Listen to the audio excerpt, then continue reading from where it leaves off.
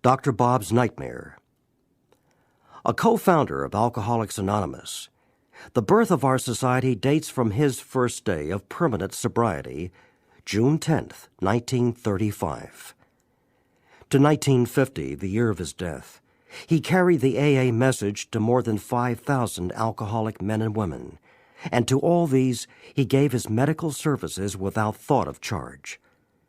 In this prodigy of service, he was well assisted by Sister Ignatia at St. Thomas Hospital in Akron, Ohio, one of the greatest friends our fellowship will ever know.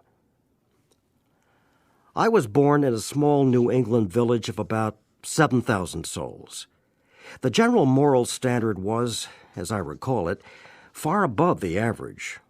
No beer or liquor was sold in the neighborhood, except at the state liquor agency, where perhaps one might procure a pint if he could convince the agent that he really needed it. Without this proof, the expectant purchaser would be forced to depart empty-handed, with none of what I later came to believe was the great panacea for all human ills. Men who had liquor shipped in from Boston or New York by express were looked upon with great distrust and disfavor by most of the good townspeople. The town was well supplied with churches and schools in which I pursued my early educational activities. My father was a professional man of recognized ability, and both my father and mother were most active in church affairs. Both father and mother were considerably above the average in intelligence. Unfortunately for me, I was the only child, which perhaps engendered the selfishness which played such an important part in bringing on my alcoholism. From childhood through high school, I was more or less forced to go to church, Sunday school, and evening service, Monday night Christian Endeavor, and sometimes to Wednesday evening prayer meeting. This had the effect of making a resolve that when I was free from parental domination, I would never again darken the doors of a church. This resolution I kept steadfastly for the next 40 years, except when circumstances made it seem unwise to absent myself. After high school came 4 years in one of the best colleges in the country, where drinking seemed to be a major extracurricular activity. Almost everyone seemed to do it. I did it more and more, and had lots of fun without much grief, either physical or financial. I seemed to be able to snap back the next morning better than most of my fellow drinkers, who were cursed, or perhaps blessed, with a great deal of morning after nausea.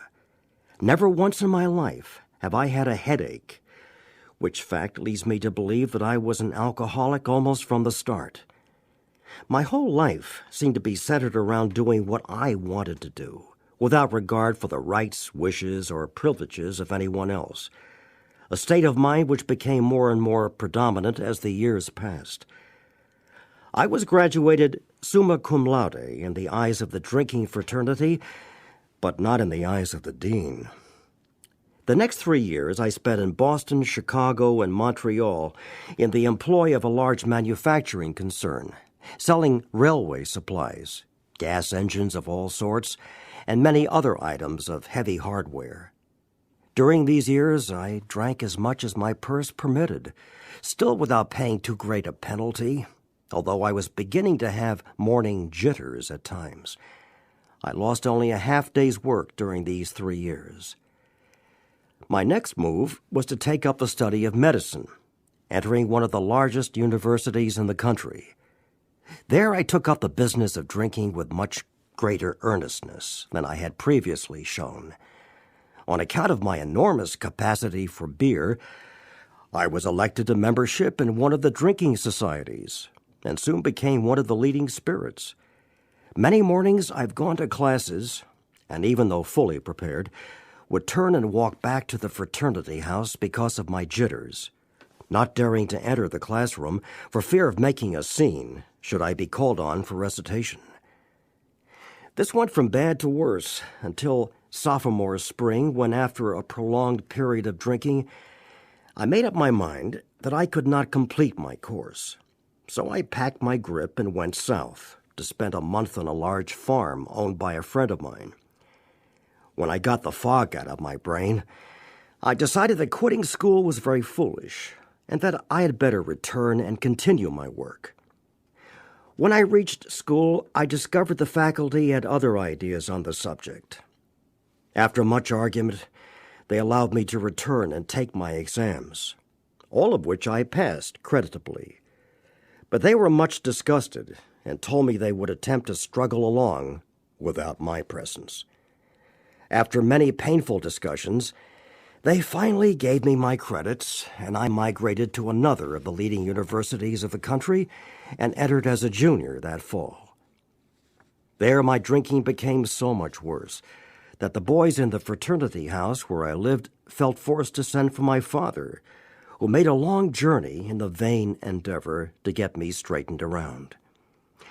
This had little effect, however, for I kept on drinking and used a great deal more hard liquor than in former years. Coming up to final exams, I went on a particularly strenuous spree. When I went in to write the examinations, my hand trembled so I could not hold a pencil. I passed in at least 3 absolutely blank books. I was, of course, soon on the carpet, and the upshot was that I had to go back for 2 more quarters and remain absolutely dry if I wished to graduate. This I did, and proved myself satisfactory to the faculty, both in deportment and scholastically.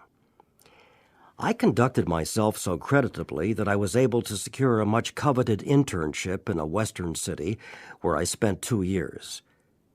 During these 2 years, I was kept so busy that I hardly left the hospital at all. Consequently, I could not get into any trouble. When those 2 years were up, I opened an office downtown. I had some money, all the time in the world, and considerable stomach trouble. I soon discovered that a couple of drinks would alleviate my gastric distress, at least for a few hours at a time, so it was not at all difficult for me to return to my former excessive indulgence. By this time, I was beginning to pay very dearly physically, and in hope of relief, voluntarily incarcerated myself at least a dozen times in one of the local sanitariums. I was between Scylla and Charybdis now, because if I did not drink, my stomach tortured me, and if I did, my nerves did the same thing. After 3 years of this, I wound up in the local hospital where they attempted to help me. But I would get my friends to smuggle me a quart, or I would steal the alcohol about the building so that I got rapidly worse.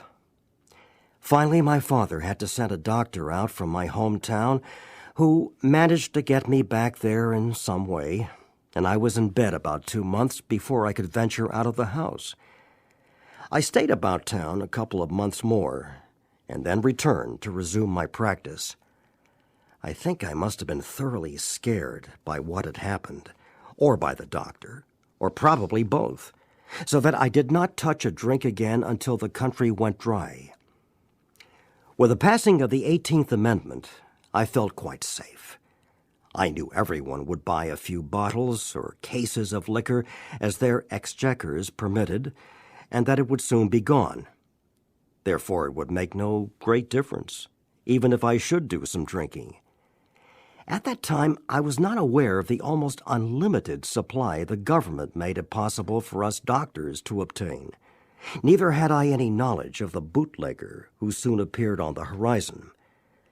I drank with moderation at first, but it took me only a relatively short time to drift back into the old habits, which had wound up so disastrously before. During the next few years, I developed 2 distinct phobias. One was the fear of not sleeping, and the other was the fear of running out of liquor. Not being a man of means, I knew that if I did not stay sober enough to earn money, I would run out of liquor. Most of the time, therefore, I did not take the morning drink, which I craved so badly, but instead would fill up on large doses of sedatives to quiet the jitters, which distressed me terribly. Occasionally, I would yield to the morning craving, but if I did, It would be only a few hours before I would be quite unfit for work. This would lessen my chances of smuggling some home that evening, which in turn would mean a night of futile tossing around in bed, followed by a morning of unbearable jitters. During the subsequent 15 years, I had sense enough never to go to the hospital if I had been drinking, and very seldom did I receive patients. I would sometimes hide out in one of the clubs of which I was a member, and had the habit at times of registering at a hotel under a fictitious name. But my friends usually found me, and I would go home if they promised that I should not be scolded. If my wife was planning to go out in the afternoon, I would get a large supply of liquor and smuggle it home and hide it in the coal bin, the clothes chute, over door jambs, over beams in the cellar, and in cracks in the cellar tile. I also made use of old trunks and chests, the old can container, and even the ash container. The water tank on the toilet I never used because that looked too easy. I found out later that my wife inspected it frequently. I used to put 8 or 12-ounce bottles of alcohol in a fur-lined glove and toss it onto the back airing porch when winter days got dark enough. My bootlegger had hidden alcohol at the back steps, where I could get it at my convenience. Sometimes I would bring it in my pockets, but they were inspected, and that became too risky. I used also to put it up in 4-ounce bottles and stick several in my stocking tops. This worked nicely until my wife and I went to see Wallace Beery in Tugboat Annie, after which the pant leg and stocking racket were out. I will not take space to relate all my hospital or sanitarium experiences. During all this time, we became more or less ostracized by our friends. We could not be invited out because I would surely get tight, and my wife dared not invite people in for the same reason. My phobia for sleeplessness demanded that I get drunk every night. But in order to get more liquor for the next night, I had to stay sober during the day, at least up to 4 o'clock.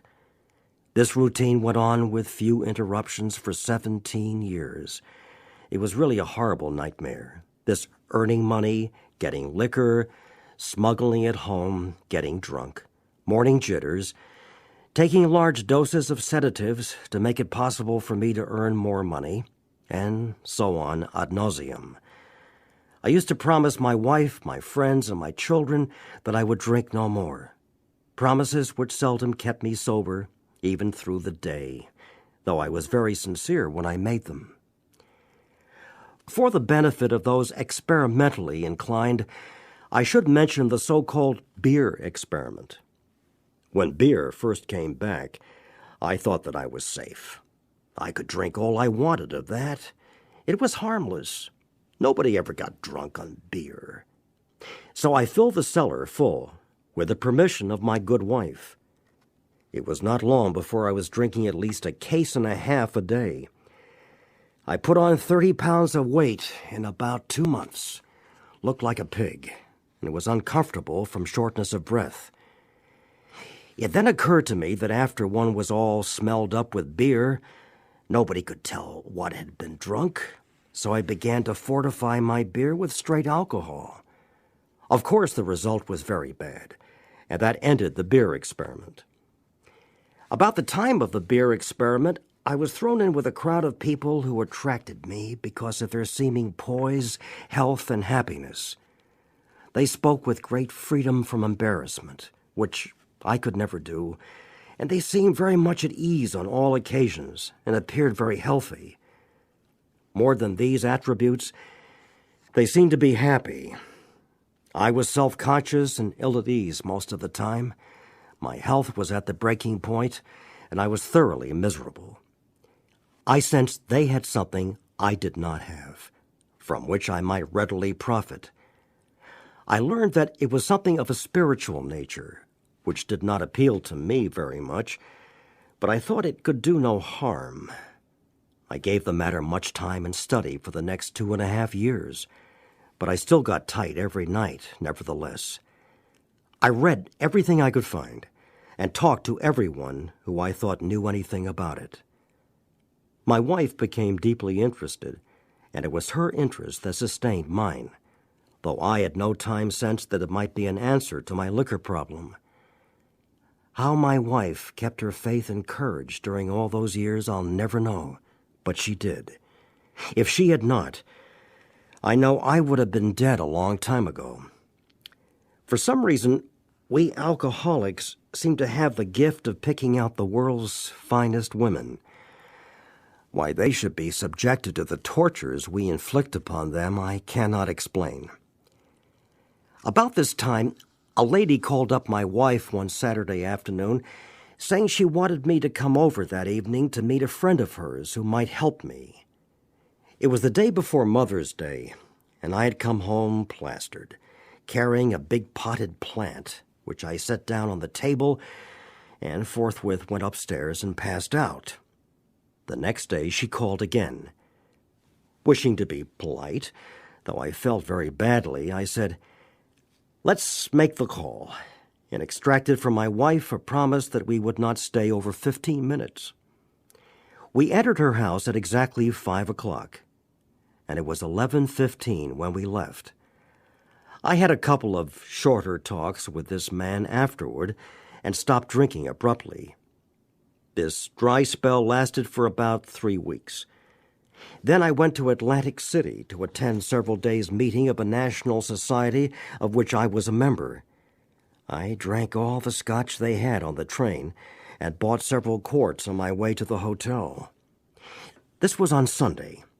I got tight that night, stayed sober Monday till after the dinner, and then proceeded to get tight again. I drank all I dared in the bar, and then went to my room to finish the job. Tuesday, I started in the morning, getting well organized by noon. I did not want to disgrace myself, so I then checked out. I bought some more liquor on the way to the depot. I had to wait some time for the train. I remember nothing from then on until I woke up at a friend's house in a town near home. These good people notified my wife, who sent my newly made friend over to get me. He came and got me home and to bed, gave me a few drinks that night, and 1 bottle of beer the next morning. That was June 10th, 1935, and that was my last drink. As I write, nearly 4 years have passed. The question which might naturally come into your mind would be, what did the man do or say that was different from what others had done or said? It must be remembered that I'd read a great deal and talked to everyone who knew, or thought they knew, anything about the subject of alcoholism. But this was a man who had experienced many years of frightful drinking, who had had most all the drunkard's experiences known to man, but who had been cured by the very means I had been trying to employ, that is to say, the spiritual approach. He gave me information about the subject of alcoholism which was undoubtedly helpful.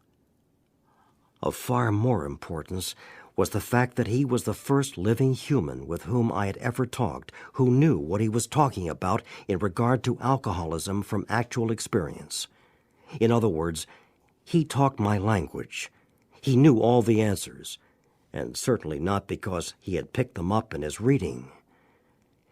It is a most wonderful blessing to be relieved of the terrible curse with which I was afflicted. My health is good, and I have regained my self-respect and the respect of my colleagues. My home life is ideal, and my business is as good as can be expected in these uncertain times.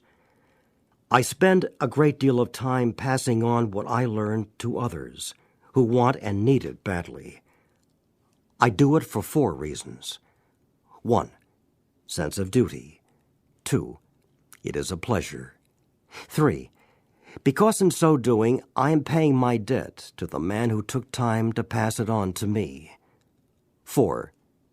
Because every time I do it, I take out a little more insurance for myself against a possible slip. Unlike most of our crowd, I did not get over my craving for liquor much during the first 2½ years of abstinence. It was almost always with me. But at no time have I been anywhere near yielding. I used to get terribly upset when I saw my friends drink and knew I could not, but I schooled myself to believe that though I once had the same privilege, I had abused it so frightfully that it was withdrawn. So it doesn't behoove me to squawk about it, for, after all, nobody ever had to throw me down and pour liquor down my throat. If you think you are an atheist, an agnostic, a skeptic, or have any other form of intellectual pride which keeps you from accepting what is in this book, I feel sorry for you. If you still think you are strong enough to beat the game alone, that is your affair. But if you really and truly want to quit drinking liquor for good and all, and sincerely feel that you must have some help, we know that we have an answer for you. It never fails, if you go about it with one half the zeal you have been in the habit of showing when you were getting another drink. Your Heavenly Father will never let you down.